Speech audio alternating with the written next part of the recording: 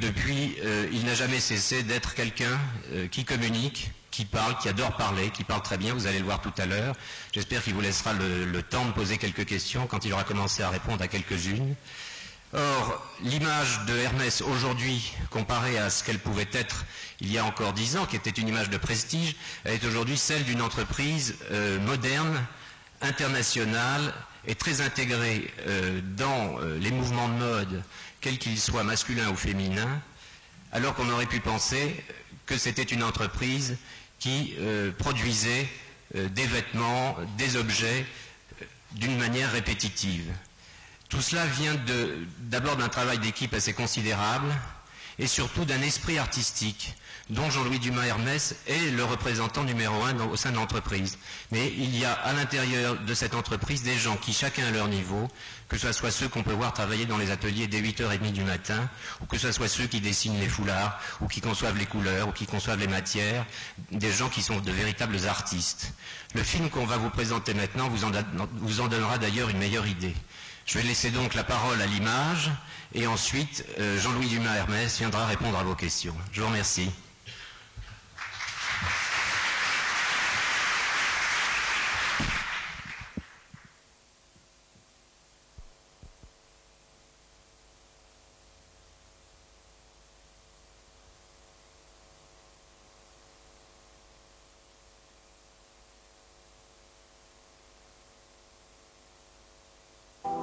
Musique du futur pour une soirée de gala qui est aussi une soirée de clôture. Clôture d'une année importante, 150 ans ne peuvent passer inaperçus. Clôture d'une opération d'envergure. En 2 mois, à Munich, Milan, Lyon, San Francisco, 4 nouvelles boutiques ont vu le jour. Ni coup de cœur, ni coup de poker, elles sont le reflet authentique de la vitalité actuelle d'Hermès. On voudrait démontrer que Hermès, fort de sa tradition, est complètement contemporain et n'est pas nostalgique.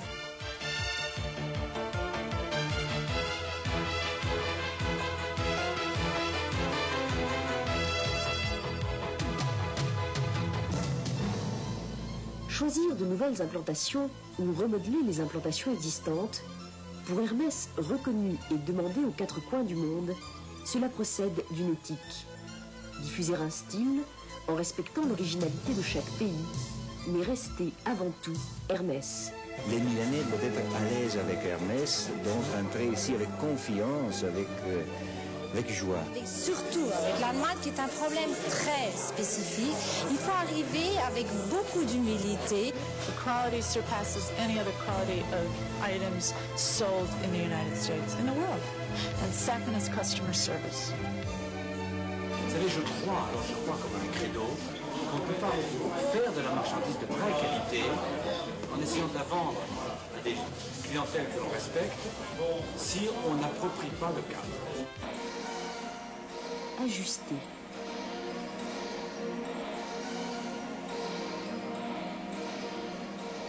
Affiner.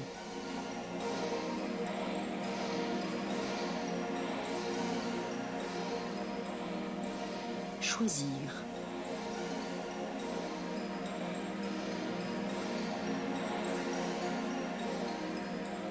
Décorer.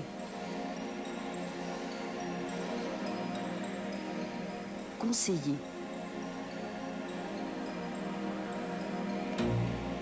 Organiser.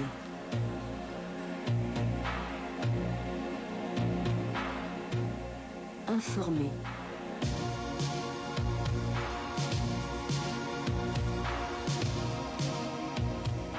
Observer.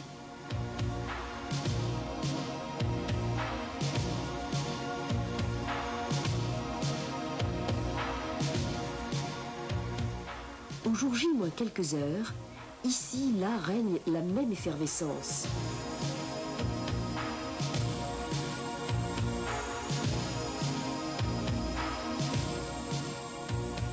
Malgré cela, il faut savoir prendre du recul et passer une nuit blanche s'il le faut. Demain, c'est l'ouverture.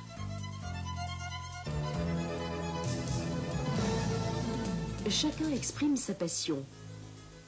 Aux passionnés, répondent les amoureux. Je considère Hermès ma famille et je les aime beaucoup, j'adore tout ce qu'ils font et je leur souhaite un succès extraordinaire. Ils ont déjà le succès, mais encore plus, parce que tout est parfait.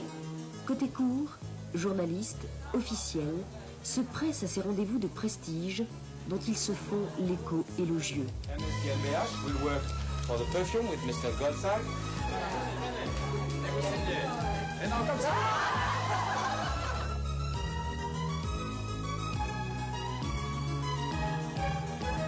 Côté jardin, les clients réaffirment leur fidélité au plaisir d'acheter Hermès. Il était vraiment temps que nous ayons un magasin ici avec toute la splendeur.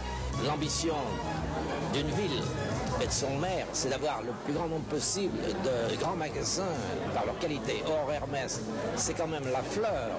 Non, c'est très bien d'avoir un si beau magasin à côté, je trouve. Et il faut que les maisons importantes soient bien représentées à Milan. The transformation is spectacular. It's really a beautiful, beautiful store. One that is a beautiful addition to San Francisco and quite an enhancement. Avec les mêmes gestes, le même souci de minutie, le même goût du détail, qui vont créer de par le monde une harmonie, chacun prouve son appartenance à une même maison. Et tous se comprennent car ils parlent le même langage et pratiquent les mêmes valeurs, Hermès.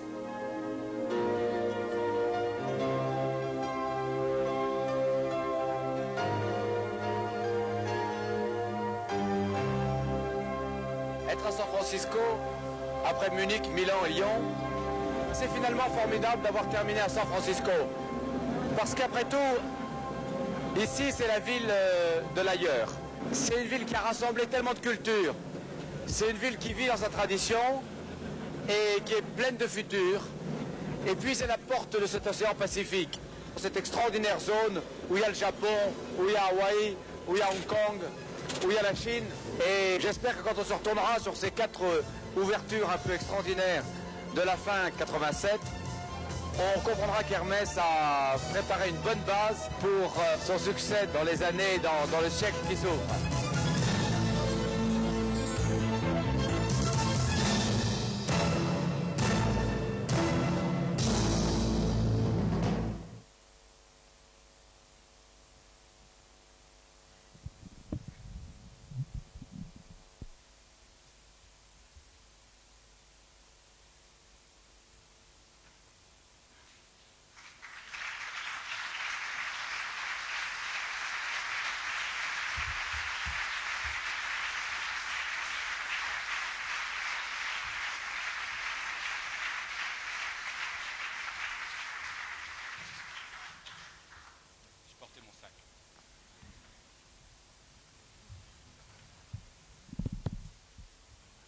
Voilà, vous l'avez vu sur l'écran, vous le voyez en chair et en os.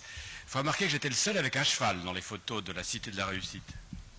On m'a vu vite parce que la photo n'était pas un portrait extraordinaire comme tous les grands personnages de cette formidable week-end, mais moi j'étais avec un cheval de bois, qui est dans la famille depuis 4 générations.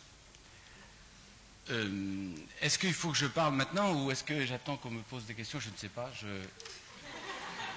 Déjà des questions que vous vous posez? Non, c'est-à-dire que je vais vous dire, voilà. Ça marche, ça? Attendez. Oui, Jean-Louis Dumaire, vous m'entendez là? Et vous m'entendez là? Ça va.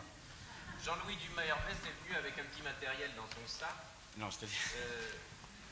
parce qu'il avait envie de montrer des documents également sur cet appareil que vous voyez à la droite de Jean-Louis Dumaire, qui est d'ailleurs assorti aux emballages, aux boîtes Dumaire. C'est très bien calculé comme vous pouvez le remarquer. Toujours. Je n'emploie que des rétroprojecteurs avec Bolduc.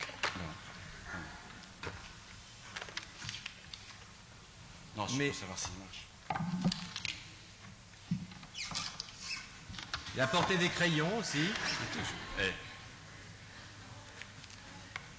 Non, mais c'est-à-dire que voilà ce qui s'est passé. Ils m'ont dit, comme ils l'ont dit à tout le monde, on vous posera des questions, mais vous ne savez pas les questions qu'on va vous poser. Et j'ai dit, je ne veux pas savoir, je ne veux pas savoir. Bon, et du coup, je ne sais pas. Mais au cas où, tout de même, je peux m'arranger pour que la réponse colle avec des réponses que j'ai apportées, je les ai apportées. Voilà. J'ai pas mal de réponses, donc j'espère que ça tombera bien. Attendez, je vais juste faire un test, juste un test. Pour voir si ça marche. Ouais. Puis après, je suis à vous. Je ne sais pas vous en servir. Bon. Ah bah c'est assez mal parti. Attendez, non mais mettez ça droit. Non mais c'est pas grave ça. C'est pas grave. Voilà. Une seconde.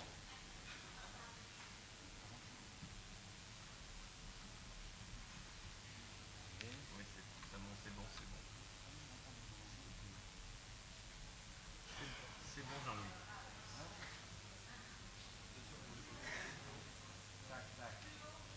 Plus haut. Ben oui, mais il faut que ce soit. Je peux prêter mon portefeuille pour appuyer dessus. Oui, assez épais, je trouve. Ben oui, c'est embêtant parce qu'on a de grandes peaux chez Hermès. Il n'y a pas de encore. Je ne sais pas si ça manque beaucoup plus. Pour la première fois, mesdames et messieurs, la cité de la réussite devient la cité de la presque réussite. Attention. Hop. C'est embêtant parce que c'est comme ça qu'on arrive. Moi j'ai passé le bac comme ça, en occupant le terrain jusqu'au moment où il dit bon, ben c'est pas tout ça, mais il y a le suivant. C'est un truc. Bon. Ben écoutez, vous verrez un peu. Voilà, de toute façon. Ok, alors je suis prêt. Bon, bah alors pour voir si les images de Jean-Louis Dumas Hermès correspondent aux questions que vous allez lui poser, on va faire un essai en posant la première question. Alors si quelqu'un parmi vous brûle de poser cette première question, welcome to the club.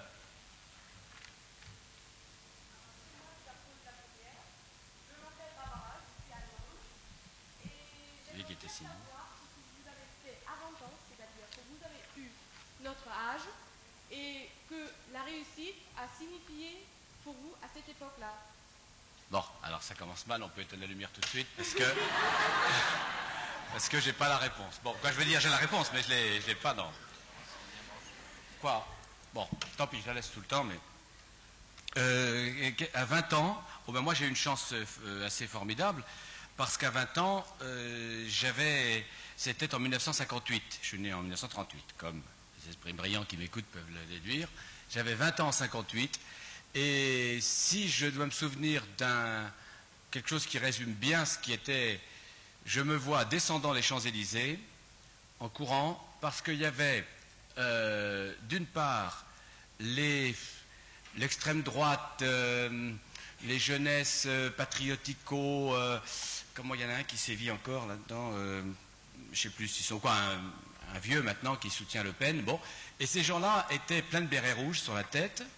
Et c'était le moment où De Gaulle est revenu au pouvoir, en 1958. Puis il y avait avec eux des jeunes qui étaient assez exaltés par cette espèce de rénovation. À l'époque, c'était M. Flimelin qui était Premier ministre, président du Conseil.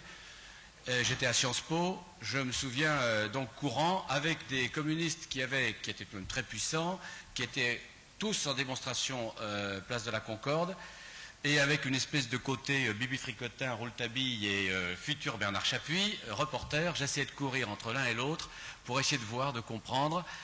Pendant ce temps-là, j'allais assez peu rue Saint-Guillaume, mais voilà, j'ai cette année-là essayé de passer brillamment de deuxième en troisième année de Sciences Po. Mais c'était un moment très fort, 58. Et puis, je rêvais d'aller vers l'Orient. On avait une 2 chevaux et on essayait quand elle marchait, quoi, d'aller plus loin. Et un peu plus tard, on est allé, je n'hésite pas à vous le dire, celui qui vous parle est le premier qui a relié en 2 chevaux Citroën avec des camarades, mais ça c'est 2 ans plus tard, Paris à Katmandou. Je vous le dis parce qu'il faut le faire. Voilà, vous n'avez pas tort d'appeler. Alors, est-ce que la réussite, ça consistait pour vous, Jean-Louis Dumas Hermès, ça consistait à relier Paris à Katmandou à cette époque-là? C'est-à-dire, ça consistait surtout à être capable de réparer la voiture, à être capable de vendre. On n'a pas été... Vous savez, aujourd'hui, on sponsor comme on respire. À l'époque, c'était vraiment personne ne voulait alors nous prêter, nous donner de quoi. Mais tout de même, il y a eu, et je ne m'attendais pas aujourd'hui à le citer, il y a eu tout de même le pâté, attends, j'ai oublié son nom, le pâté, comment, tiens, voilà, le pâté Prédo. Je suis heureux de saluer dans la salle quelqu'un qui a vécu mon épopée Prédo. Et le pâté Prédo, alors vous voyez, c'était des gens qui se sont dit, ça nous fera une publicité formidable. On avait Prédo sur la voiture, et le pâté Prédo, 14 kilos. Les pays musulmans, le pâté de foie de cochon, c'est pas absolument négociable. Et on en a mangé, vous voyez, on en a mangé beaucoup. On en a mangé beaucoup jusqu'à ce qu'on a fini par le donner. Vous voyez, en Afghanistan, on en a donné bien, voilà. Et on a échangé contre des richesses extraordinaires qui s'appelaient du Nescafé, des choses formidables qu'on a pu échanger à Kaboul. Mais merci, Monsieur Prédo, je ne l'ai jamais encore. Voilà. Et aviez-vous une idée de ce qui vous attendait dans les années qui suivaient? Pas vraiment. Vous n'aviez pas de projet? Pas vraiment. Non, pas vraiment. Non, vous savez, moi j'ai fait comme étude Sciences Po et le droit, c'est-à-dire je me tournais beaucoup. Il y avait l'amicale des élèves de Sciences Po qui m'occupait pas mal. J'en étais un vice-président actif. Il y a les galops d'essai à Sciences Po, et moi j'avais inventé les galops d'encens, qui était tout de même quelque chose de pas mal. Et ces jeunes pouliches et ces jeunes poulains s'exerçaient grâce à mes voilà. Et puis j'aimais beaucoup le jazz et je vivais modestement avec mes cachets de musiciens du samedi soir. Voilà. Et vous étiez donc dans une vie active, mais qui n'est peut-être pas... J'ai joué à Tübingen en Allemagne. Ah oui, très très bien, très très bien. Pas longtemps, mais en 58. Vous étiez dans une vie active qui n'était peut-être pas celle que vous menez aujourd'hui.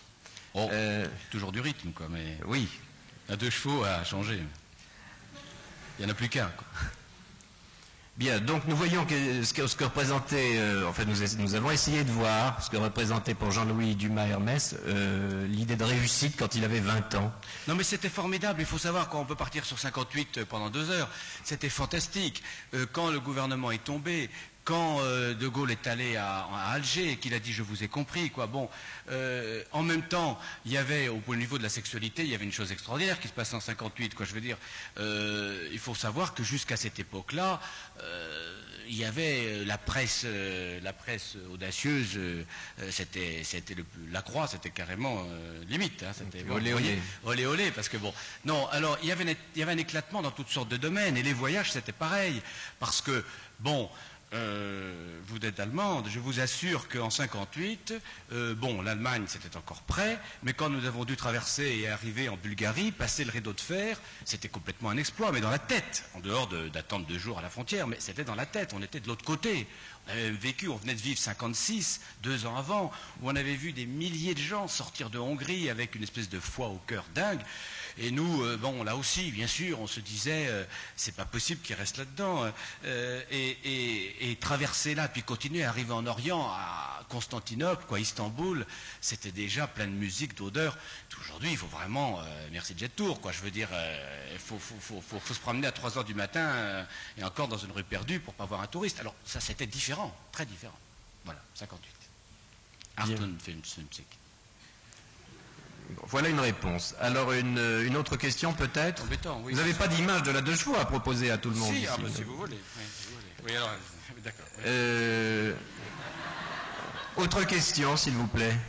Alors, moi, je m'appelle Christine, je suis de nationalité philippine, je suis à la Sorbonne, et moi, je voudrais connaître votre définition du luxe.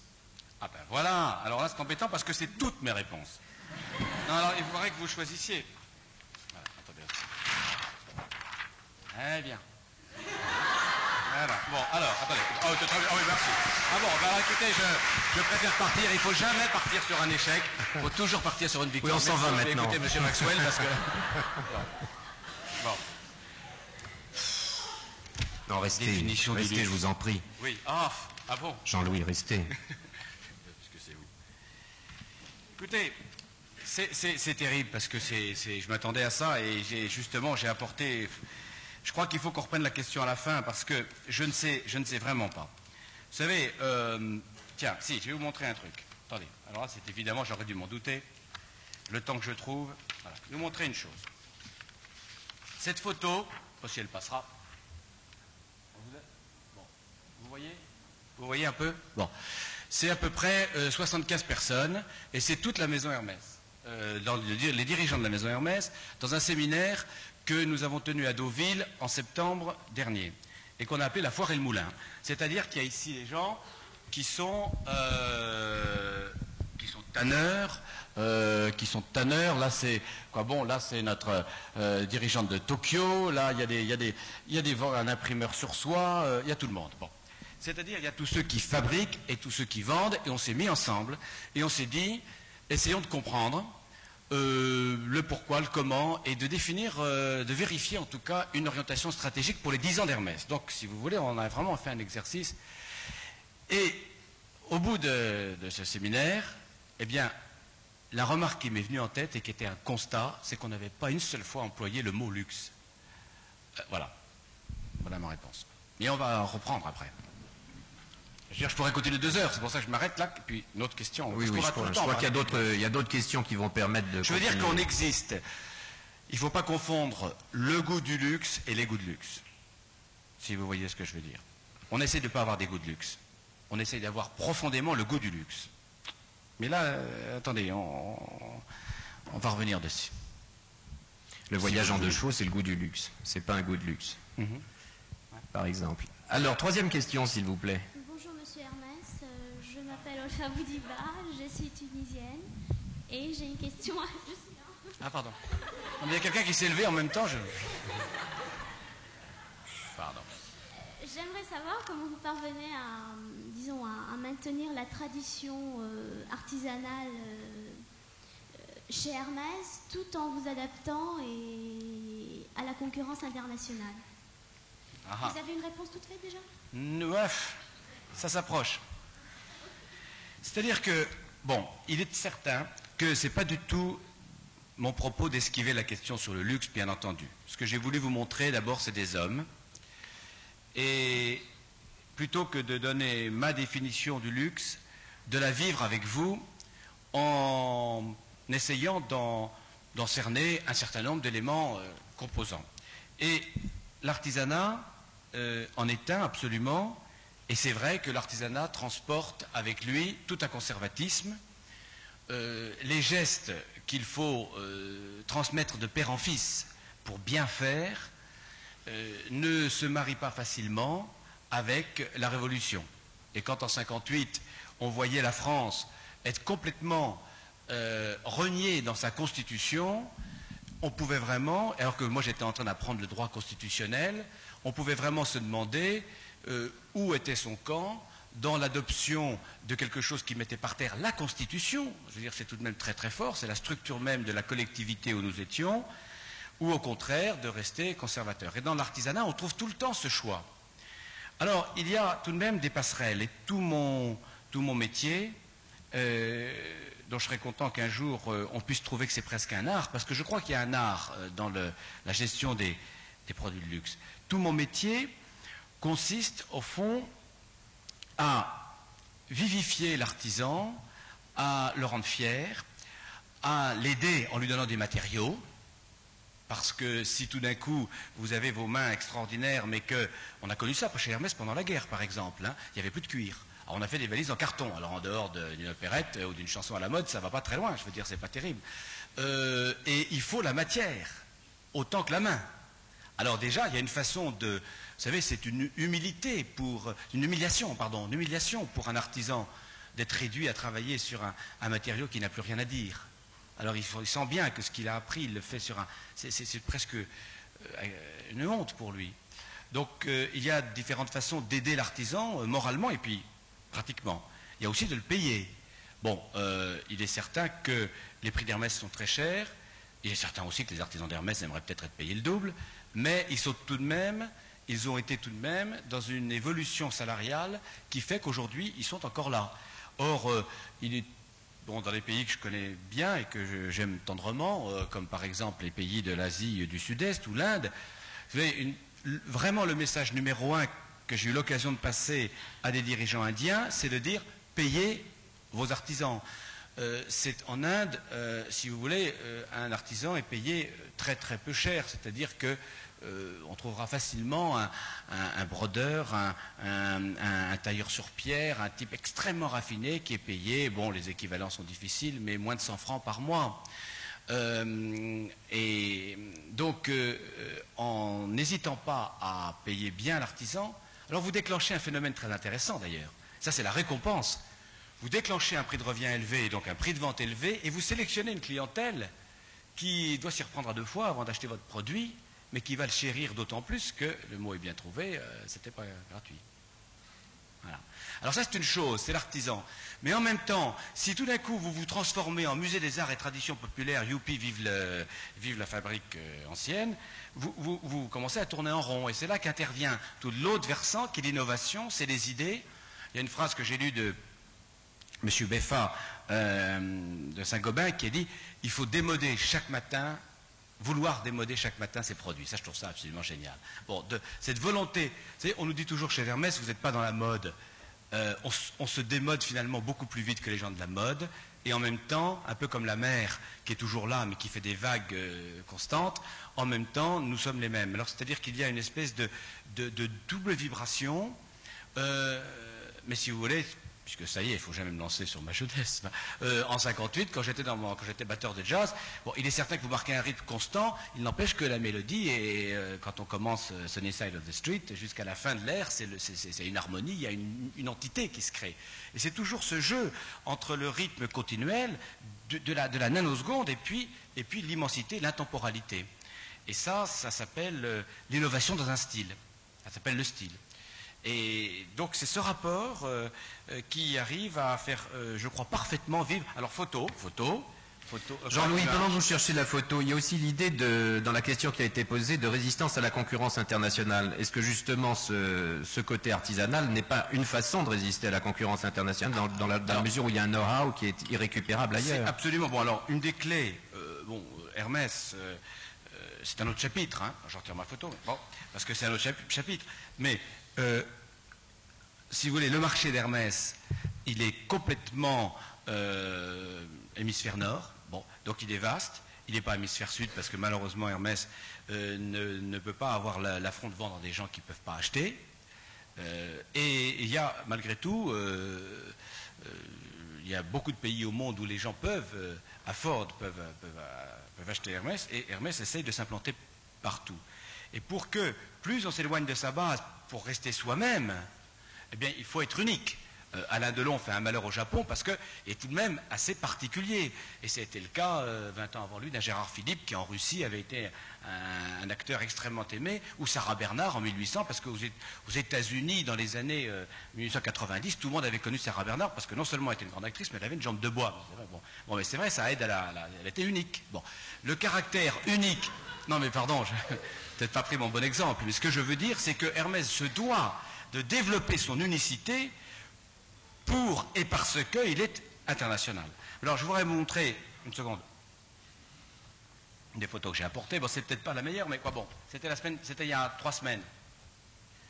Ça, c'est un monsieur qui est un fermier de l'Alberta, au nord d'Edmonton. Ce qu'il est en train de nous montrer, alors voilà, non, c'est moi qui ai pris la photo, bon, peu importe, c'est moi qui ai pris la photo, et ça, ce sont les gens de la direction d'Hermès, et puis notre spécialiste du cuir, et dans cette boîte-là, il y a du sperme de Simmental, qui est une race tout à fait extraordinaire de vaches et d'Autriche. Et dans une recherche que nous faisons à titre expérimental pour faire les plus belles peaux au monde, on s'est aperçu qu'on pouvait peut-être trouver un endroit au monde où on pouvait enfin faire que le cuir ne soit pas un sous-produit de la viande, mais soit le produit et qu'on vende la viande après. On a trouvé des gens qui se sont prêtés à ça au Canada. La viande la plus parfaite, c'est du Simmental. Donc on va inséminer des vaches dans l'Alberta, dans le Nord Canada, pour en faire des petits Simmental. En voici qui sont nés. On en a 76 en ce moment. Alors je suis là, sous mon chapeau, et je suis en train, avec maestria, de tâter les veaux. Bon, voilà. Alors ça, c'est un exemple. C'était là bon. C'est pour vous dire que tout de même, il faut aller dans les détails. Et puis, là, c'était il y a 6 mois. Et ça, c'est on voit pas très bien, mais c'était en Chine, et nous sommes... Attendez, on va tout faire à la fois. Et là, nous sommes dans une démarche différente, vous verrez peut-être mieux là. Non, bon, ça c'est une trieuse de cocon. Vous avez tous dans votre famille une trieuse de cocon. Eh bien, c'est une trieuse de cocon chinoise. Et voilà, me voilà moi, me faisant photographier à côté d'une trieuse de cocon. Bon, et puis voilà, bon, ça, je pousse un peu trop loin parce que personne ne m'a demandé de montrer ces photos. Des gens qui déjeunent au milieu des rouleaux de soie grège. Et ce que nous faisons là, nous étions à Hangzhou et nous étions en train de voir dans quelle mesure on pouvait s'assurer. Vous ne savez pas qu'on arrive à 4 récoltes de cocon pour obtenir la soie grège. Nous tissons la soie que nous importons de Chine, mais il est préférable de s'assurer que la soie soit de la meilleure qualité possible. Bon. Alors, ça, je voulais montrer pour traiter en même temps l'importance de la quête, parce qu'au fond, Hermès parcourt le monde à la recherche du beau pour le transformer, hein, et possiblement peut-être le sublimer. Bon. Mais j'essaye de répondre par là à la réponse de l'entretien moral de l'artisan, parce que quand à Lyon on tisse la soie, je pense qu'il est important qu'il sache que la soie qu'il essaye de tisser, on a vraiment tout fait pour qu'elle soit la meilleure. Vous comprenez ? C'est ça que j'essaie de répondre à votre question. Bien, donc je crois qu'on voit mieux maintenant comment l'artisanat, tel qu'il est entendu de cette manière-là, permet de lutter sur le monde de la concurrence internationale. Y a-t-il une autre question, s'il vous plaît ?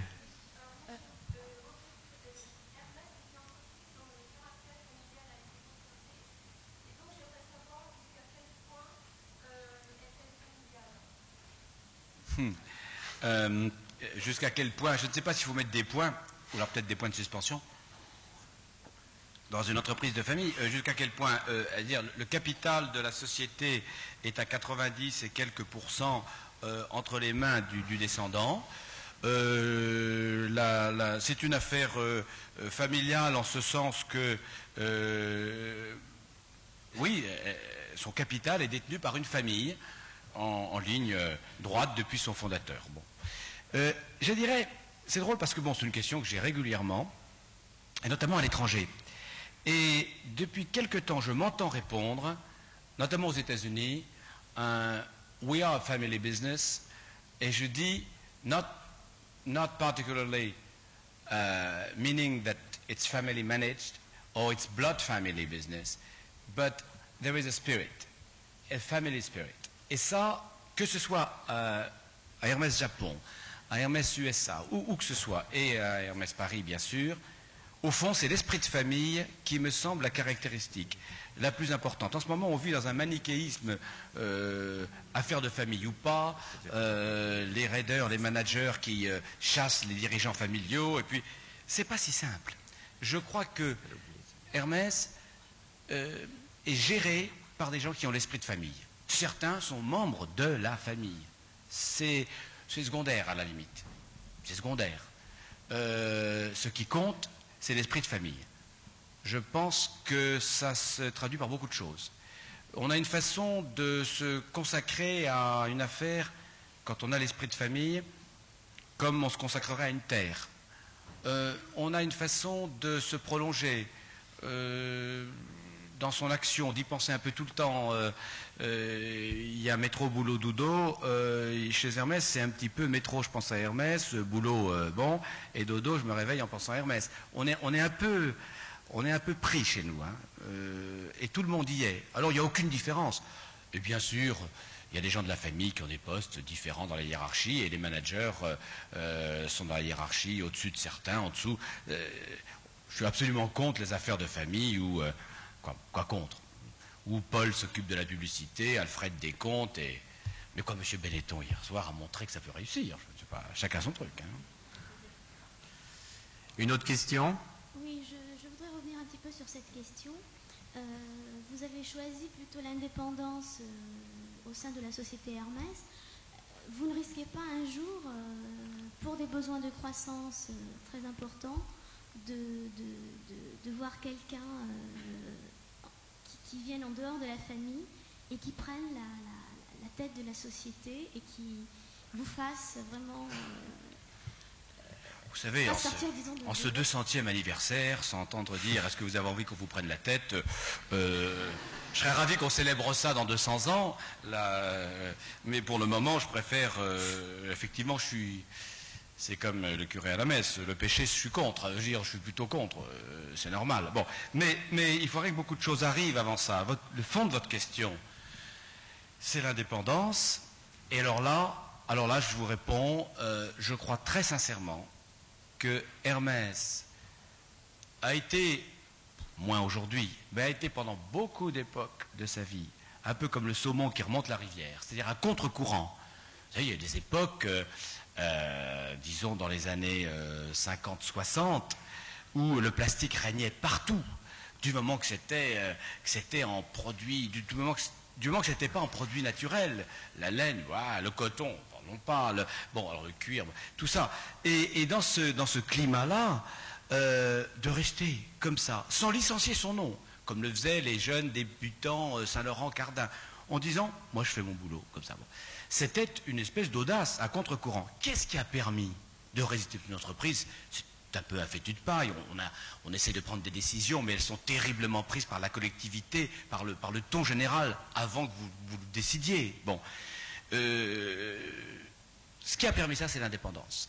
Et l'indépendance, elle s'est appuyée sur l'autofinancement. Donc, il est certain que la volonté chez Hermès, que nous avons bien ancrée, d'autofinancer notre croissance, à chaque réunion de cadre, moi j'ai l'occasion de le rappeler, je dis, écoutez, tant qu'on peut, nous sommes chez nous.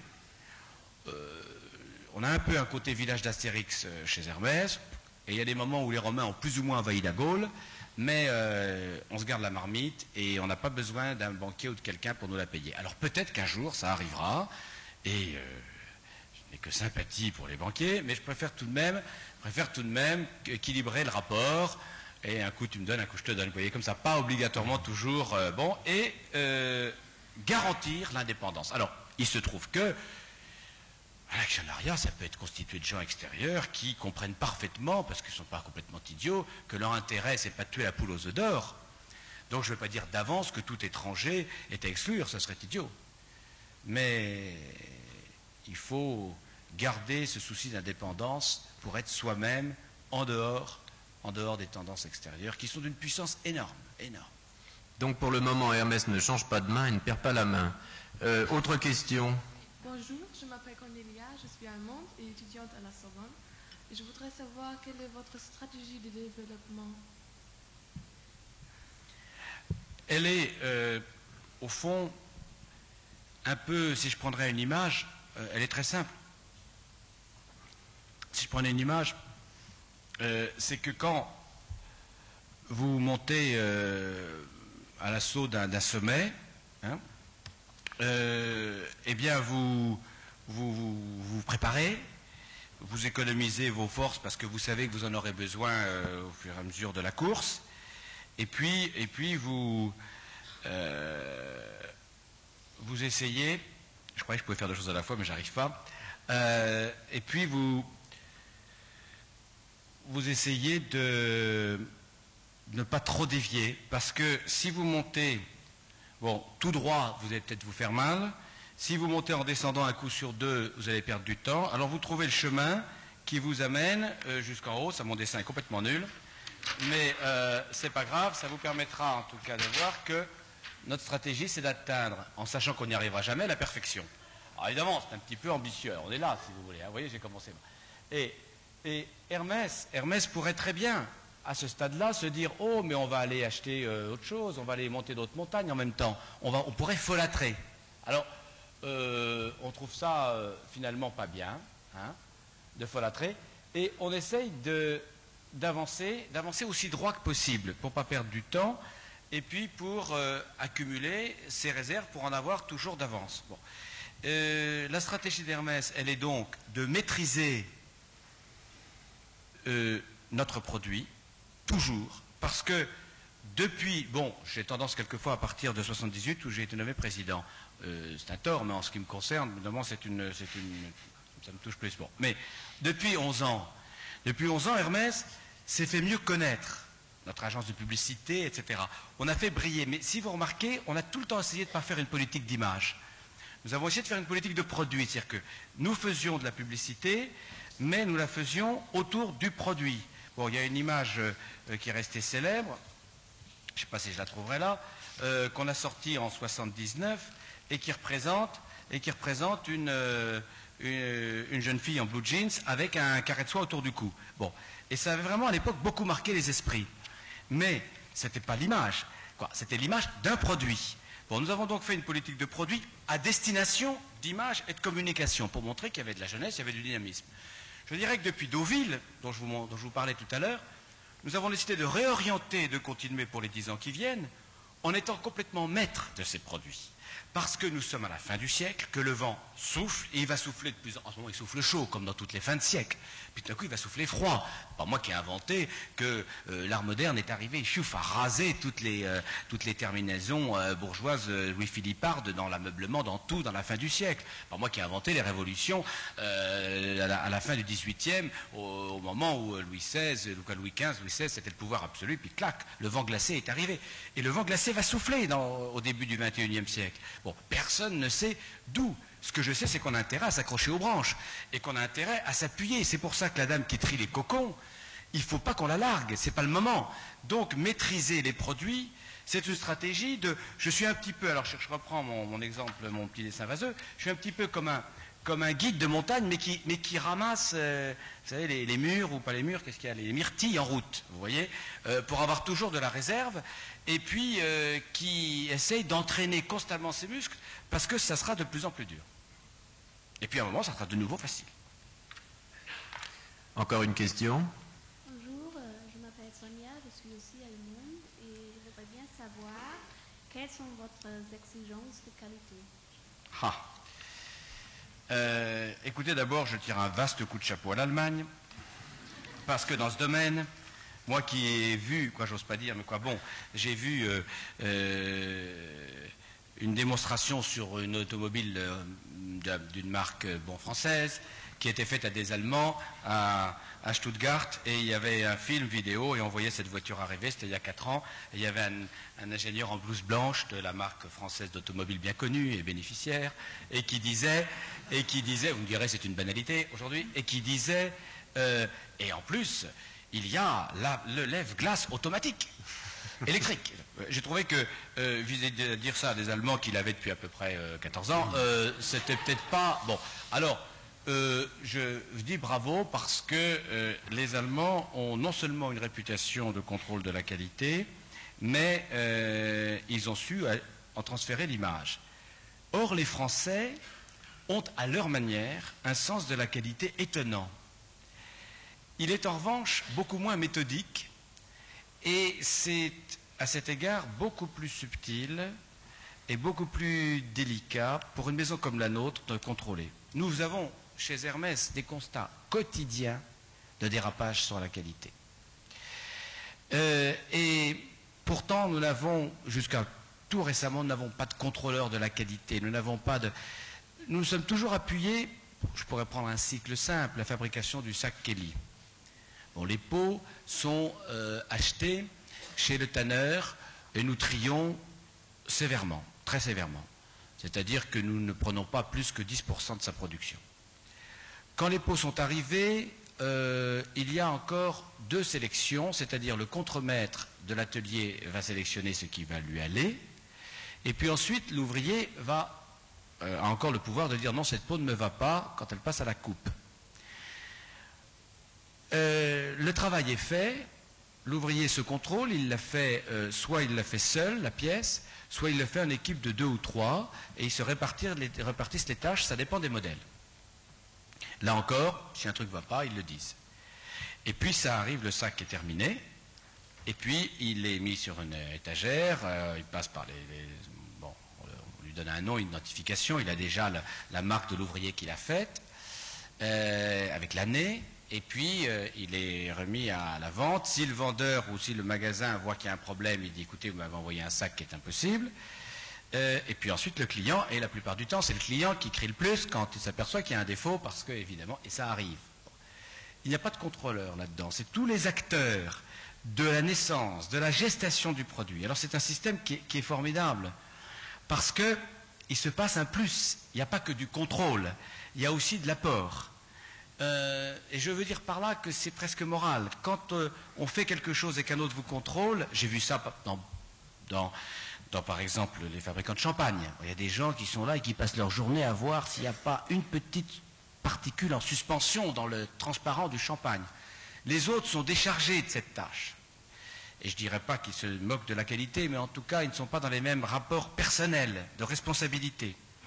Donc c'est un système qui marche bien, et tout de même, de temps en temps, il ne marche pas. Et quand il ne marche pas, nous sommes très perdus.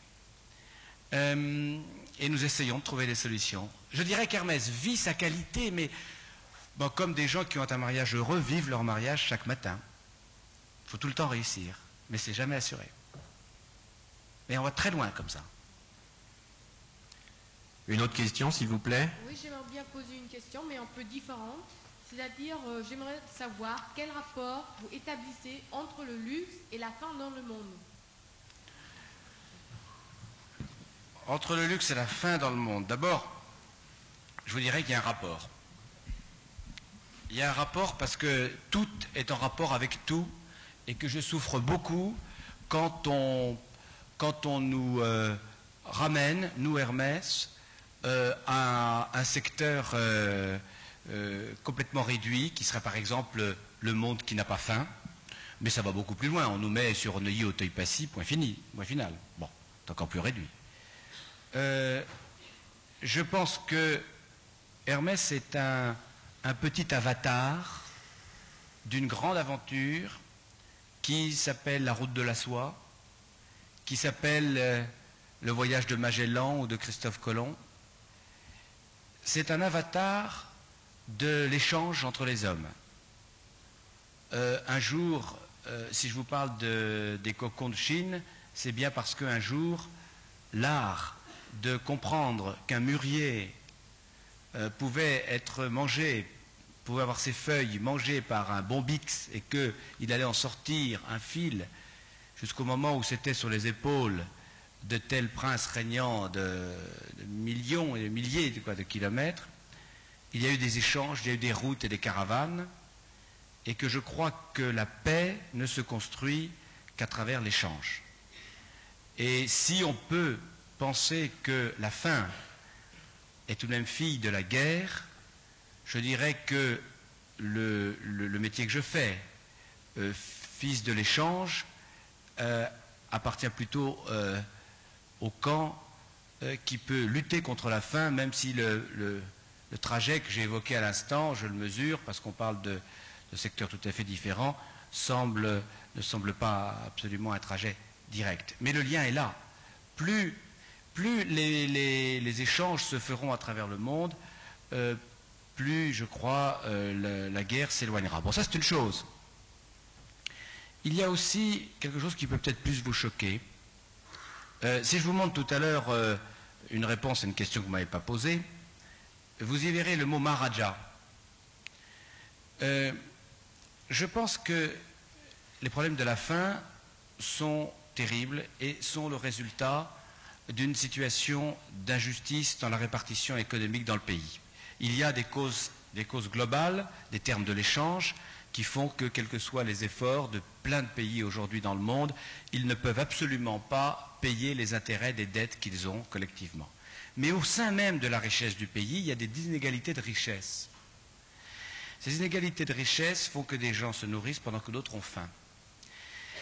Et comme rien n'est jamais simple, je crois qu'il est préférable d'avoir faim dans un pays où il y a des gens qui font encore des fêtes et qui ont des atours et où de temps en temps il y a des sorties du Maharaja de son palais et où on voit, et j'associerais même peut-être les fastes de l'église avec les pourpres cardinalis, que d'avoir faim à New York, dans le froid, à Soho ou à Harlem, c'est-à-dire où la société ne vous donne rien, aucune joie, aucun rêve, et nos métiers sont tellement porteurs de rêves que tout de même, ils ne sont pas, je ne dis pas qu'on se nourrit en voyant des vitrines d'Hermès, ça serait complètement abusif, mais je voudrais tout de même le dire, le monde de demain, j'espère, n'oubliera pas la fête, n'oubliera pas le rêve.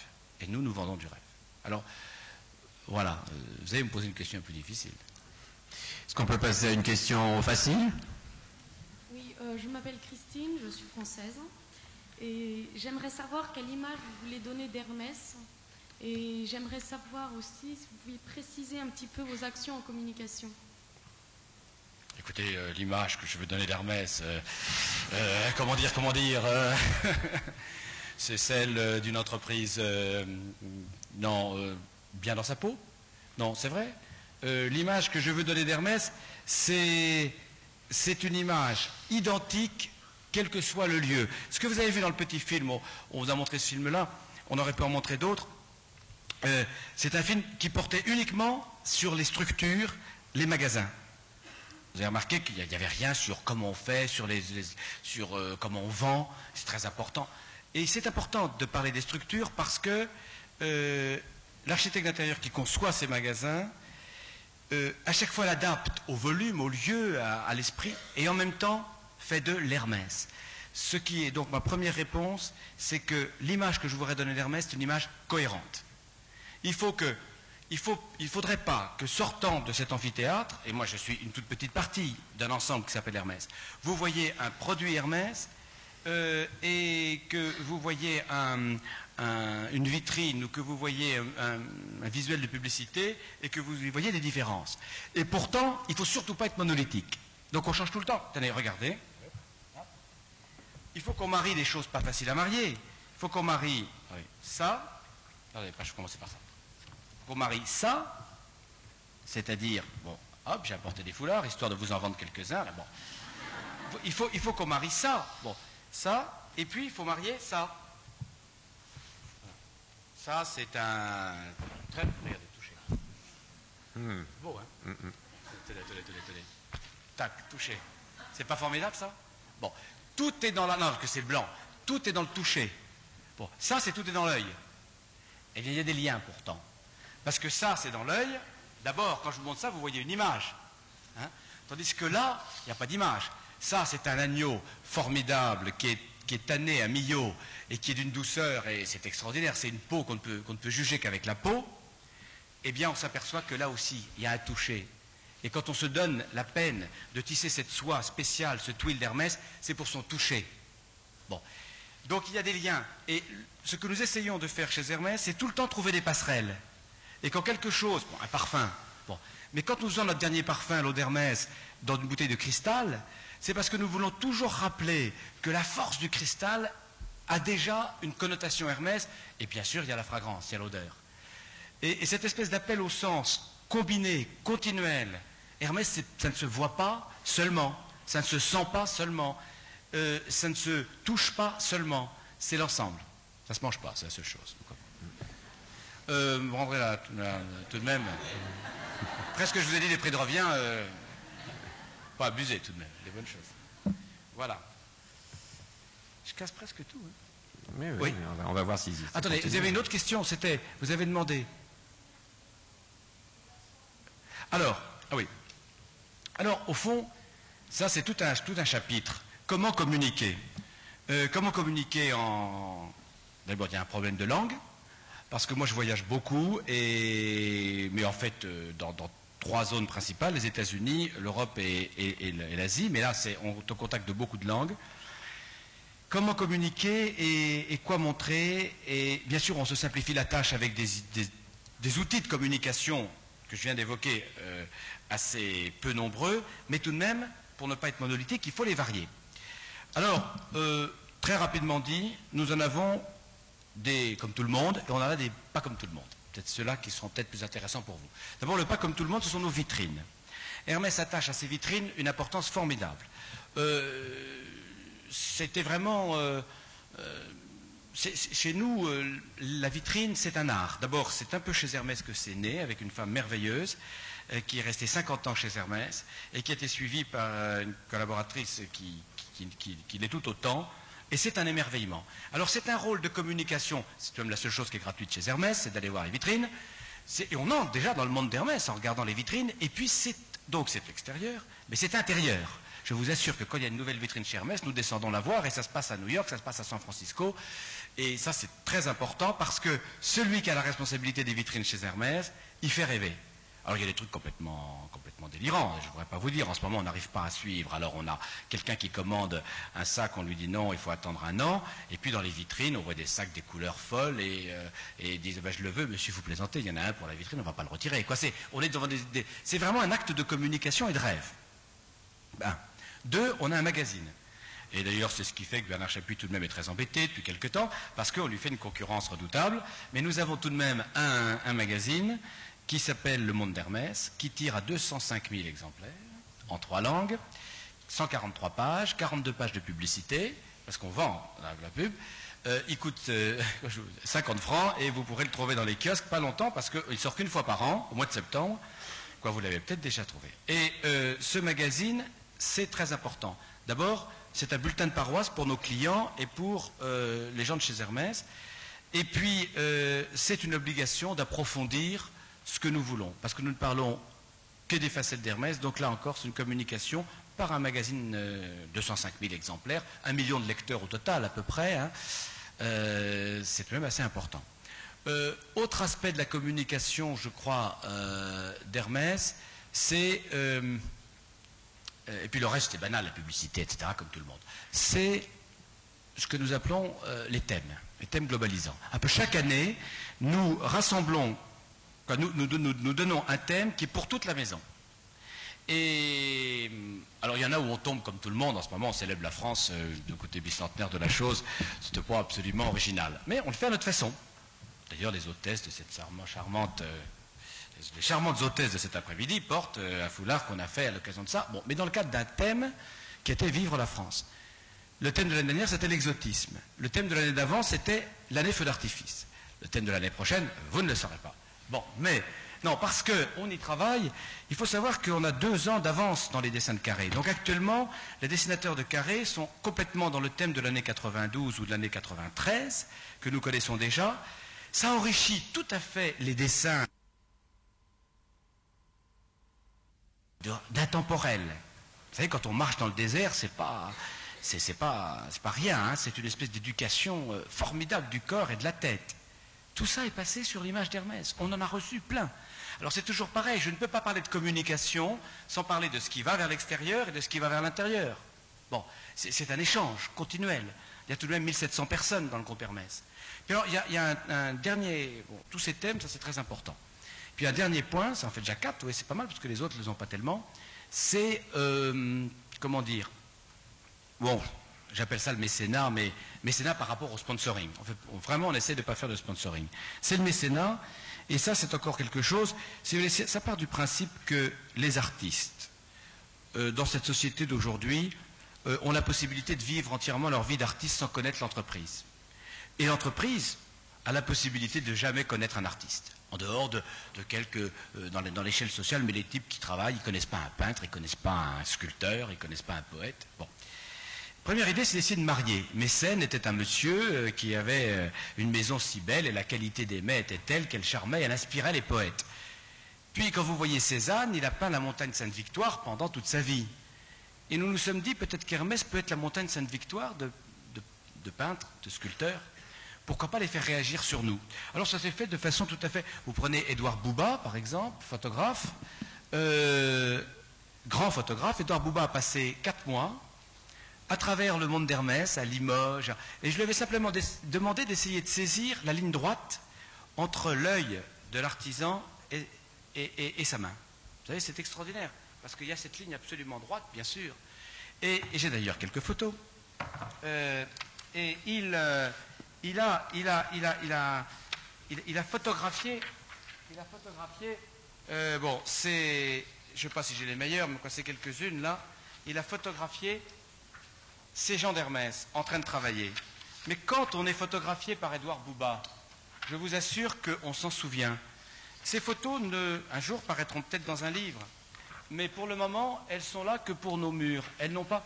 Mais la rencontre... Regardez, on dirait qu'elle a des jumeaux. Bon, c'est formidable. La tendresse qu'on a dans une filature. Tenez, ça, cette photo d'Edouard Bouba, elle est sublime, mais je ne sais pas si vous pouvez la voir, parce que vraiment, là, c'est un type, il a un métier incroyable. C'est un Saint-Genien, dans une mégisserie, et c'est un métier terrible. Les pots sont passés au dernier étage de la mégisserie, il faut qu'elles restent en plein air, et par moins 30, quelquefois, il est là et il sèche les pots. C'était formidable, parce qu'en plus, Bouba est un homme, il y a un échange étonnant entre, moi j'ai eu la chance d'être là ce jour-là. Tiens, regardez, ça c'est tout de même. Bon, alors, ça, c'était Édouard Bouba, mais il y a eu Christian Renoncia qui a fait avec nous des choses étonnantes.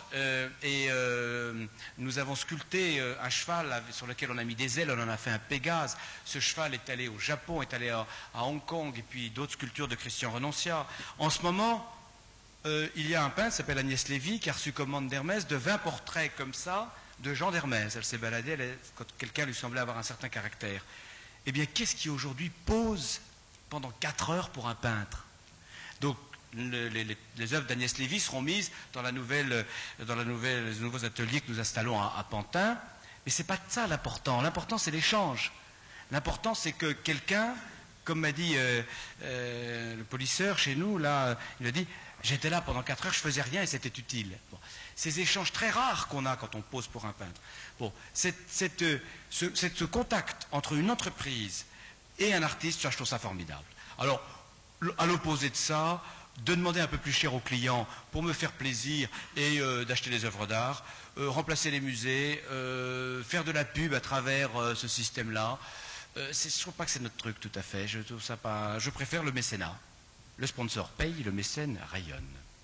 C'est très bien, je trouvais ça un jour, je le répète à chaque fois que je peux. Bien, sur cette formule admirable, merci. Mon cher je disais, le mécène paye. Oui, pardon. Et nous en savons un peu plus maintenant sur la façon de communiquer de Hermès. Je vois qu'il nous reste un petit peu de temps, mais pas trop de temps, et je crois qu'il y a beaucoup de questions encore qui se bousculent au portillon. Moi, si vous voulez une chose, c'est pas pour empêcher la question, bien je vous en supplie, c'est beaucoup mieux comme ça, mais j'aurais pu vous montrer 2 ou 3 réponses que j'avais imaginées aussi, quoi. C'est comme vous voulez. Si vous le voulez. Est-ce que vous voulez que Jean-Louis Dumas Hermès vous pose ses réponses avant que vous lui donniez vos questions? C'est comme Guignol. Attention, vous voulez pas? Non, je crois qu'ils veulent poser leurs questions, Jean-Louis. Allez-y, mais si, je vous les caserai. C'est sûr que vous les caserez. Allez-y, et il y en a encore beaucoup, donc comme il nous reste 20 minutes environ, je crois que on va accélérer. Bonjour, Monsieur le Président, oui. Je m'appelle Mika Matsuo, et je suis japonaise. Oui, non seulement vous êtes japonaise, mais invisible. Ah oui, d'accord, oui, voilà. Oui. Pourtant, je voudrais savoir comment s'organise votre fabrication, puis votre distribution. Vous voulez dire comment s'organise notre fabrication aussi bien que possible? Attendez. Bon, procédons par ordre. Une des caractéristiques d'Hermès, c'est qu'il y a, et encore en résumant, 10 métiers. C'est pas du tout le même métier d'être sellier, vous voyez, maroquinier, sur le cuir, travailler le cuir, puis d'être orfèvre, d'être parfumeur, d'être soyeux, d'être gantier. C'est pas du tout le même métier. Et puis on arrive tout de suite, nous avons chez nous, disons, les spécialités professionnelles, les métiers, puis les spécialités à l'intérieur des métiers, car dans la maroquinerie, si vous faites du sac à main ou de la ceinture, vous n'êtes pas sellier. Et vous n'êtes pas bridier. Faire des brides, c'est vraiment un autre métier, parce que vous travaillez complètement, vous avez d'autres gestes, vous travaillez d'autres cuirs. C'est dire que, à la différence de certains qui, par exemple, font du bagage avec une toile imprimée, qui, par exemple, je sais pas, oui, Gucci. Oui. Non, je pensais à Monoprix, mais vous pensez que j'allais dire Céline. Alors, eh bien, nous avons vraiment plusieurs métiers. Et quand, si vous voulez, il y a eu 2 phases dans l'histoire d'Hermès. Il y a eu une phase qui était celle où nous recevions, nous donnions à faire, et nous recevions les objets presque faits, et nous les vendions.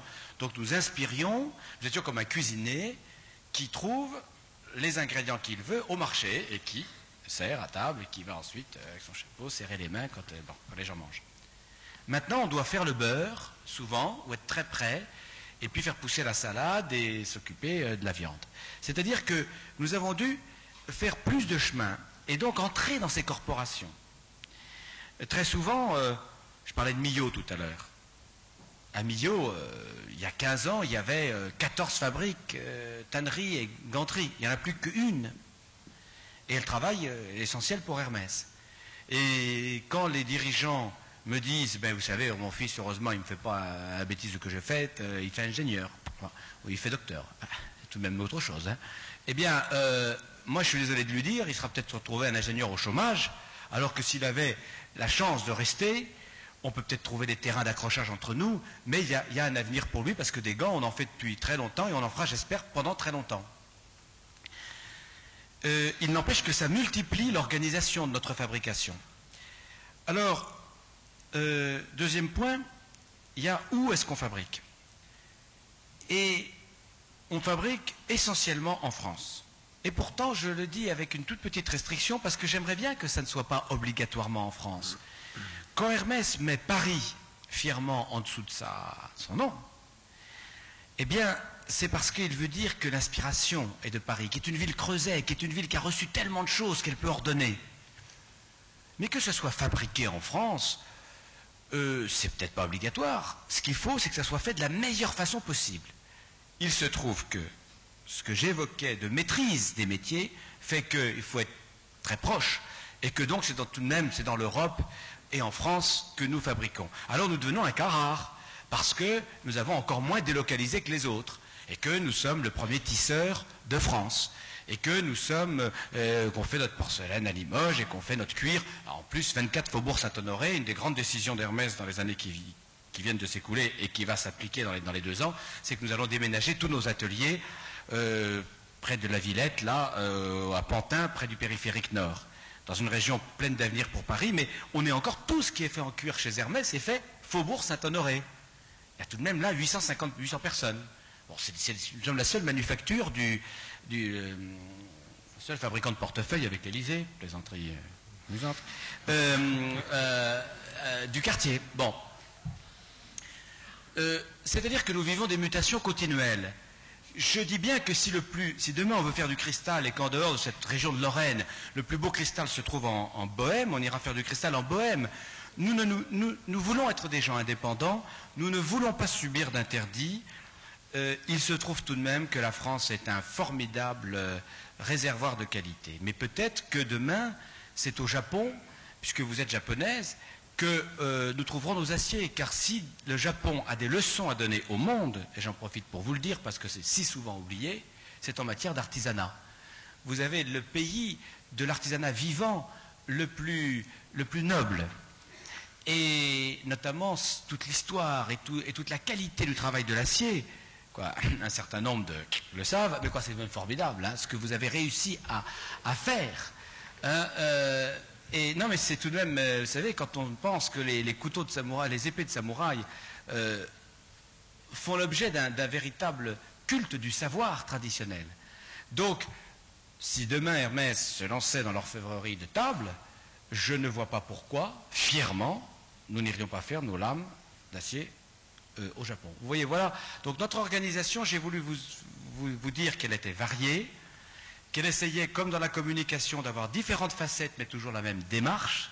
Vous voyez, hier après-midi, je débattais avec un de mes cousins d'un problème qui est passionnant, c'est celui de l'éducation, d'essayer de créer une espèce d'université Hermès, pour que tous ceux qui appartiennent, soit parce qu'ils sont d'un pays différent, soit parce qu'ils sont d'un corps de métier différent, à toutes ces ramures de l'arbre Hermès, puissent avoir une démarche identique.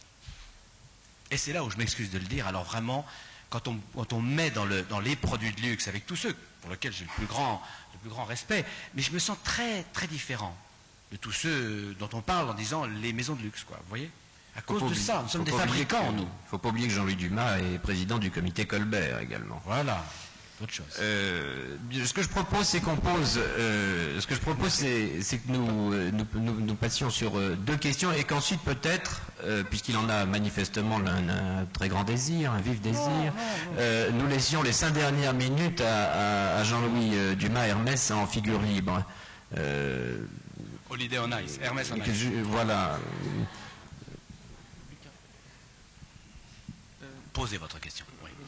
Je m'appelle Luca Rubinelli, je suis italien. Je dois savoir si on peut étudier le phénomène mode, qui est un phénomène tout à fait changeant, avec des outils méthodiques et techniques comme celui du marketing, par exemple. Et si ça fait partie des études dans votre entreprise. Merci. C'est absolument... c'est une des questions de fond pour une maison comme la nôtre, surtout quand elle exerce son modeste talent dans le vêtement.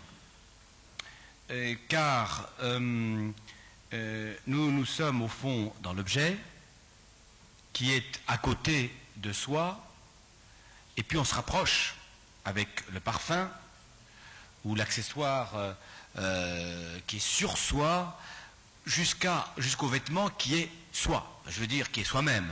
L'habit, comme chacun sait, fait le moine. Et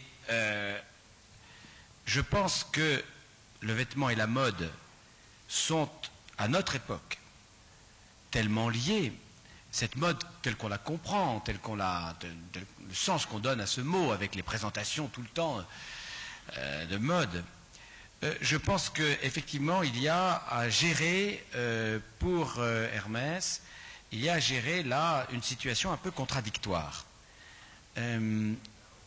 C'était plus facile, ça sera peut-être plus facile, quand sera de nouveau reconnu le vêtement qui accompagne l'acte de la femme ou de l'homme dans son bien-être, comme ça a été à l'époque où le vêtement de travail, s'il était en toile de Nîmes, c'était parce que le blue jeans était bien pour aller s'occuper de vaches dans un corral.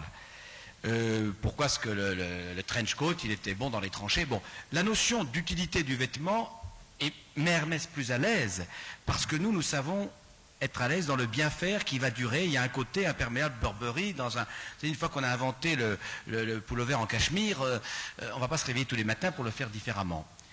Mais ce serait complètement ignorer Hermès que de croire qu'Hermès cherche des intemporels qui ne bougent plus. Alors heureusement, une des forces d'innovation d'Hermès, c'est la couleur. Parce que tout de même, on sait ce que c'est. On vit par la couleur. Et la deuxième chose, c'est le choix de la matière. Et donc, l'expérience que vous savez peut-être que nous vivons en ce moment, en ayant pris Claude Brouet, qui est une grande dame de la... on le dit parce que tout de même, elle a pendant des années maîtrisé admirablement un langage de magazine de mode avec elle, puis Marie-Claire. Quand elle a accepté cette espèce de défi de changer du terrain de l'observation et de la critique pour entrer dans l'arène et prendre en main la mode féminine Hermès, elle a décidé d'animer, au sens anima, esprit, souffler un peu, d'animer une équipe de stylistes qui justement, qui sont par eux-mêmes Tan Julicelli, Myrène de Prémonville, Thomas Mayer, des gens tout à fait qualifiés, mais d'essayer de faire avec eux quelque chose de plus. Si vous voulez, nous sommes une démarche un peu à l'inverse de celle que M. Werthemer, qui possède Chanel, a adoptée vis-à-vis de Karl Lagerfeld. Il a dit, je vais prendre Lagerfeld et il va faire du Chanel. Bon, c'est une notion qui s'est traduite, quand nous avons présenté notre collection, par le fait qu'à la fin du défilé, personne n'est venu recevoir les applaudissements. C'est-à-dire, on essaye de déstarifier pour que ce qui compte, c'est la façon. J'ai eu un très beau compliment de notre directrice de San Francisco qui m'a dit, la collection, je ne l'ai pas tant aimée on the runway, sur le défilé, que quand j'ai vu les détails des coutures, elles tombaient sur mon épaule quand j'ai essayé un des vêtements. Bon.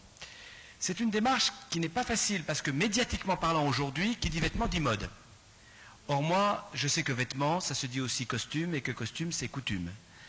Et en italien, si je ne me trompe, on dit le même mot, costumi ou costumi, pour dire coutume et costume. Et c'est très important de s'en souvenir, et Hermès n'a que 150 ans, on a tout de même, j'espère, pas mal de milliers d'années à vivre, en tout cas après nous, ceux qui ont le même esprit, car après tout, on a beaucoup plus que 150 ans. Nous sommes des artisans au service de gens qui aiment bien vivre. qui aiment vivre bien. Et pour cela, il ne faut pas réduire le vêtement, qui a été à une époque qu'une classification sociale. Je ne sais pas si vous aviez vu le merveilleux Mahabharata de Peter Brook, où il y avait une scène absolument extraordinaire qu'on devrait montrer dans toutes les écoles. Il y a la scène où le prince et ses 3 frères sont rendus esclaves.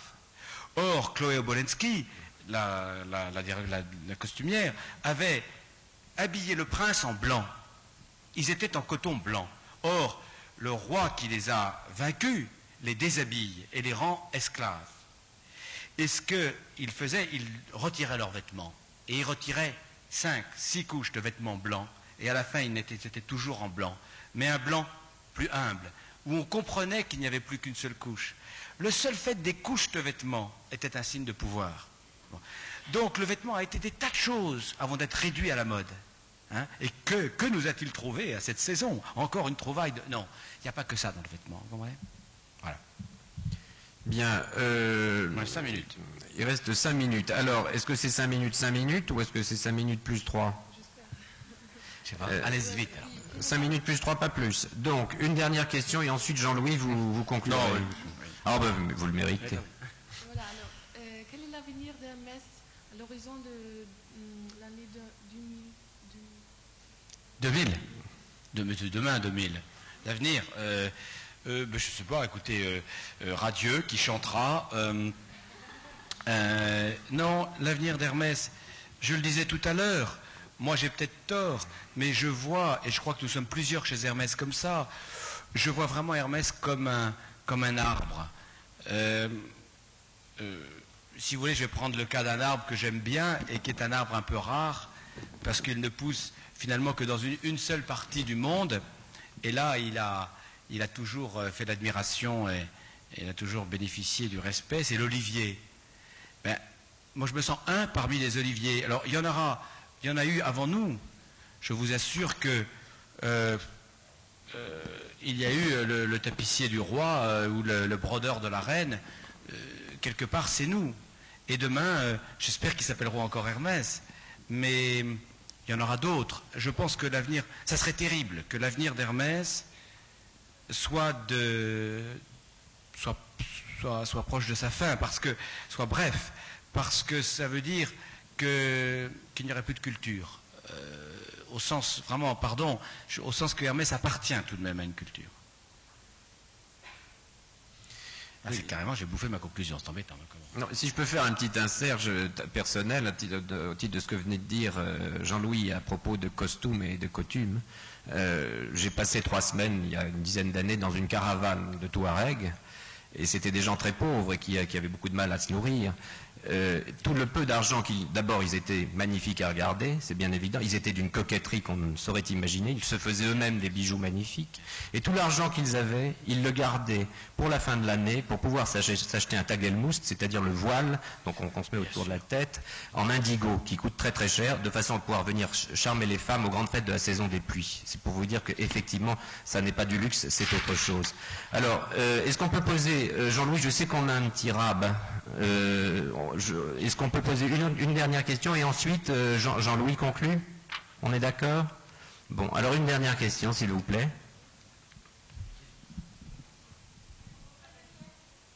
Ah, on voit que c'est la dernière. Allez-y. Quoi? Oui. Oui, d'accord.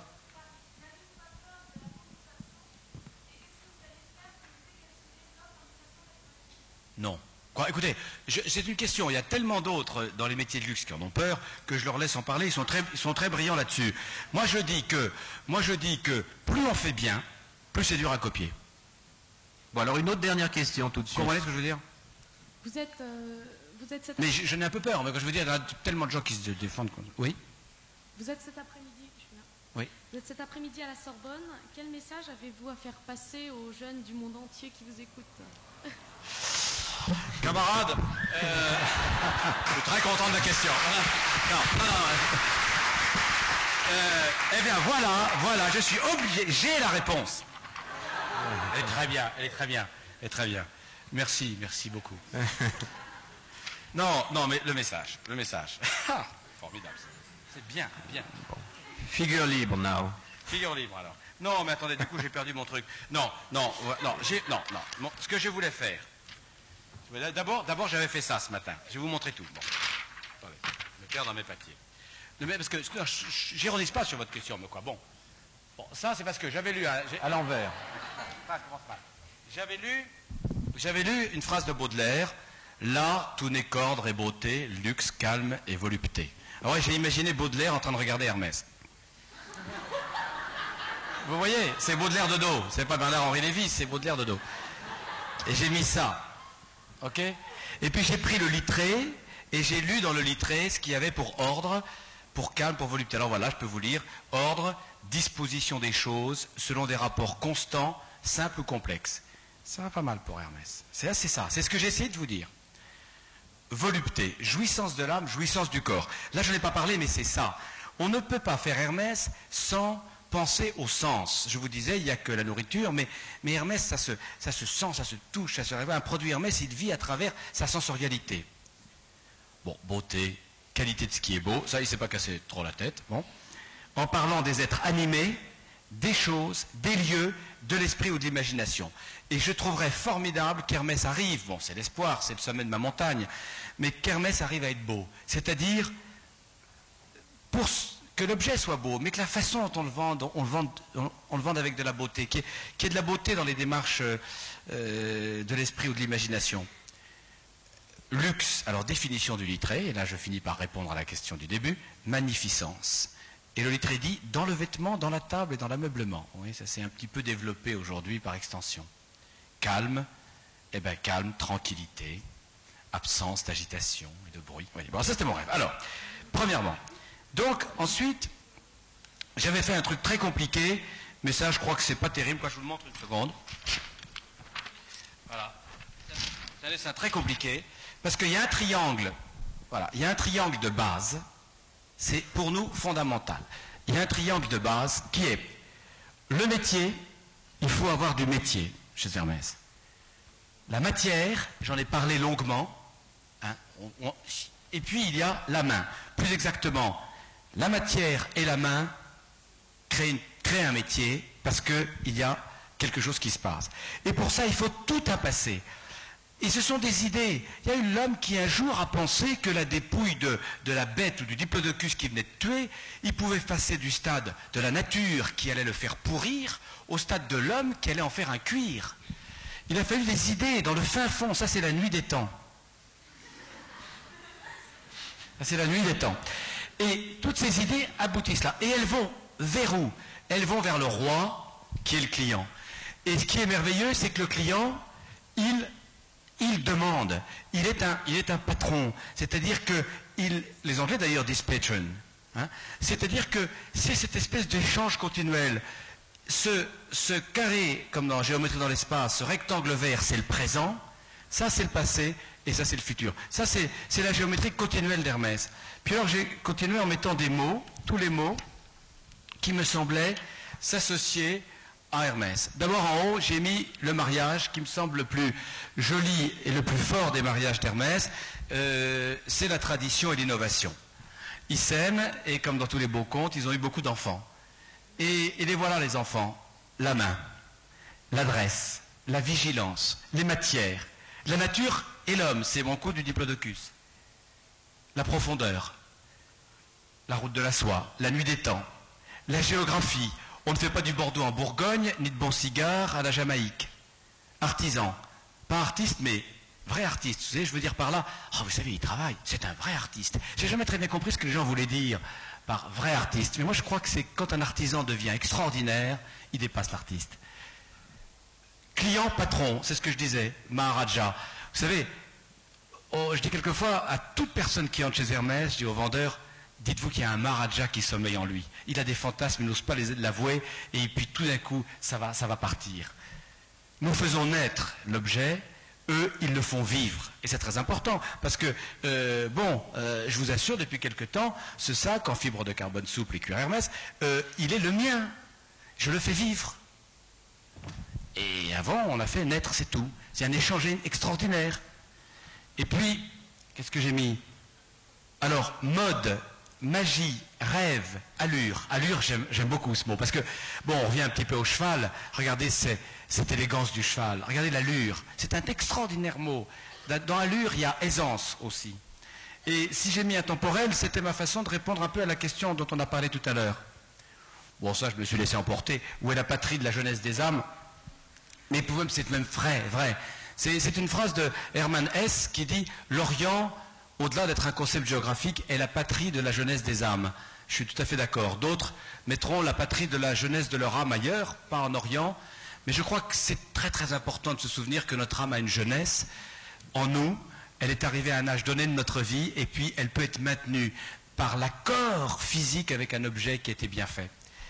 Et puis, j'ai mis élégance, j'ai mis exporter, c'est-à-dire s'implanter. Là, on n'a pas du tout parlé de ça. Mais le président d'Hermès Amérique s'appelle Chris Fisher, il est de l'Oklahoma.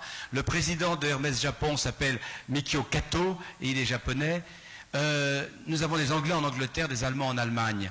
Je pense qu'il faut s'implanter, il faut cesser de vouloir exporter, il faut avoir des ambassades qui importent dans le pays vos produits. Il faut être comme un poisson dans l'eau. C'est-à-dire que nous ne sommes pas une affaire internationale, nous sommes une affaire multilocale. Enfin, autofinancement, j'en parlais tout à l'heure, idées et détails. Détails parce que, et idées, bon, je crois que vous avez compris que l'idée c'est le tigre de notre moteur, et détails parce qu'il y a une très belle expression américaine qui dit « God is in the details ». Et moi j'ajouterais « God and your profit is in the details ». Non mais c'est sûr, c'est le petit détail qui change tout. Et changeant tout, il peut faire que votre entreprise croule parce que vous avez de belles idées. Quand vous allez monter les entreprises, vous verrez, et puis que vous allez perdre ou que vous allez gagner. Une entreprise comme Hermès regarde constamment sa bottom line. Il faut faire du profit, non pas parce que c'est le but, mais parce que c'est le moyen. On ne fait pas travailler les hommes au profit de l'argent, on fait travailler l'argent au profit des hommes. Grosse nuance, mais vous savez que ça sépare pas mal les chefs d'entreprise, ça. Et alors, là-dessus, je mets tout ce beau paquet dans une grande ficelle, tac tac, vous allez voir, c'est vraiment pensé, qui s'appelle, clac, et qui s'appelle, si vous comprenez ce que j'essaye de faire, la qualité. La qualité, parce que depuis le début, tout ce que j'ai essayé de dire, c'était pour, avec, autour de la qualité. S'il n'y avait pas eu des brodeurs et des gens qui avaient travaillé l'acier pour obtenir la meilleure aiguille en 1880, je sais pas, on ne pourrait pas coudre avec qualité. La qualité est au cœur et c'est ce qui associe tout. Alors, j'avais un peu trop, c'est pas la peine de vous apposer le dernier point. Si vous voulez, j'avais mis ça, mais je crois que je l'ai à peu près dit. Bon, si vous voulez, j'avais mis dans 11 ans, l'an 2000. Hein. Allons-nous laisser notre siècle entraîner dans sa chute la mort de ces traditions vivantes qui demain peuvent permettre à tous les facteurs de progrès d'approcher ce bonheur universel de l'homme sur Terre à travers l'équilibre satisfait de tous ses sens. Bon, ça je pense que c'est tout de même une des questions fondamentales. Nous avons depuis des milliards d'années réussi à être sur cette planète avec une recherche et de la satisfaction de nos sens. Si vous remarquez bien aujourd'hui, l'œil domine, tout est pour l'œil, on va regarder de la musique et ne parlons plus des autres sens qu'on laisse complètement de côté, du genre touche pas à ça, veux-tu ne pas toucher? Bon. Or, l'équilibre des sens, ce qui implique que tous soient approchés, soient provoqués, est une des causes de la mort de toutes ces traditions qui sont encore aujourd'hui vivantes. Et le monde accélère sa course, on le sait bien. Il y a un raccourcissement de l'histoire vers le futur, vers cette technologie qui est rayonnante. Et le moyen de propulsion, c'est l'innovation. Je ne sais pas si vous savez, je suis président de la commission de l'innovation pour le 10e plan, et je trouve que au début, je me suis dit, quelle idée, mais pourquoi pas? C'est en innovant constamment, c'est-à-dire en réinventant, qu'on va nourrir la tradition. Parce qu'en effet, pour réussir un voyage, il faut un bagage. En tout cas, je fais partie de ceux qui le pensent. Et ce bagage, eh bien, c'est la tradition. C'est la tradition, c'est ce qui permet d'aller vers l'innovation. C'est parce qu'on sait faire qu'on cherche à faire autre chose. Et une culture venue du fond des âges, au service des 5 pouvoirs d'appréciation de l'homme sur son espace. Voilà ma définition de la tradition. Et alors, bon, eh bien, je pense que le réveil de chaque culture particulière, ce que j'appelle la fabrication des gants de Millau, qui n'est pas la fabrication des gants de Saint-Junien. Le réveil de chaque culture particulière animera la culture générale de notre monde. This was my message. OK? Voilà.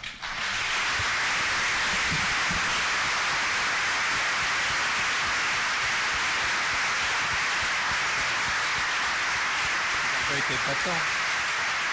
Bien, je crois que grâce à Jean-Louis Dumas-Hermès, nous ne nous habillerons plus et nous ne nous déshabillerons plus tout à fait de la même manière après ce que nous avons entendu cet après-midi. Merci à lui d'être venu et merci à vous. Merci.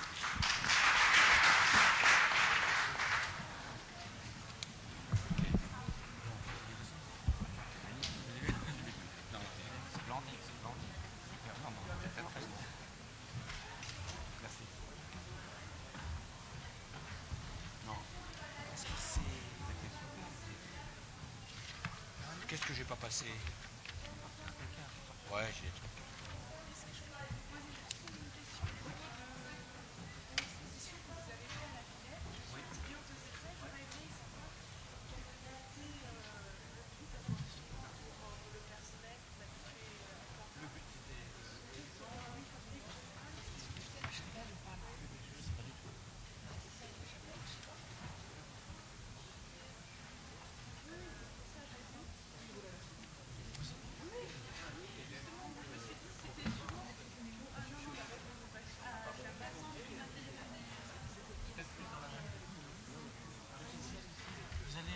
Salle VIP. Vous savez où se trouve la salle VIP? Et vous sortez, vous demandez, il y a des hôtesses, des gardes qui sont partout, vous leur dites, salle VIP, vous dites faites partie du panel, ok? Vous rentrez sans problème. Vous y allez et là on va vous assurer. Je vous remercie.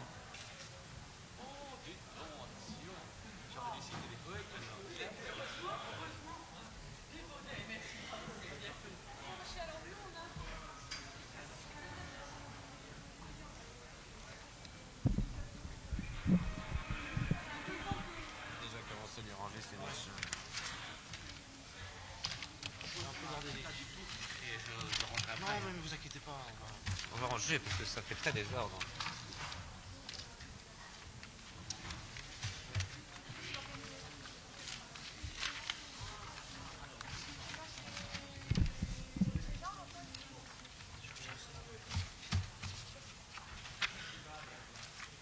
Si tu trouves Alexandre, ici Alexandre, un blond, tenez.